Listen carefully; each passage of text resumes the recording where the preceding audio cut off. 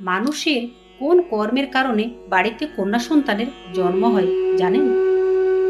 কি বলেছেন গীতায় শ্রীকৃষ্ণ? এই প্রসঙ্গে গীতায় বলা ভগবান শ্রীকৃষ্ণের কথা শুনলে অবাক হয়ে যাবেন আপনিও।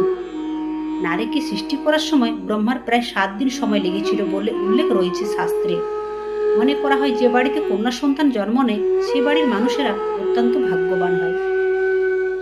হাজার জন্ম পূর্ণ করলেও তবু কন্যা সন্তানের পিতামাতা হওয়া যায়। মূলত যে দম্পতি কখনো পাপ কর্মের সাথে যুক্ত থাকে না, কখনো কারো ক্ষতি করেনি, তারাই কন্যা সন্তানের বাবা মা হয়ে থাকেন। ভগবান শ্রীকৃষ্ণ গীতায় বলেছেন, একমাত্র যারা কন্যা সন্তানের ভার বহন করতে পারেন তাদেরকে এই সৌভাগ্যের সুযোগ দেওয়া হয়। সেই ভার শুধু আর্থিক দিক থেকে নয়, সমস্ত রকম দিক থেকেই হয়। নানান সমস্যা থাকার পরেও যদি আপনি আপনার কন্যা সন্তানকে সঠিকভাবে লালন পালন করতে পারেন তাহলে খুব সহজে ভগবানের আশীর্বাদ লাভ করতে পারবেন।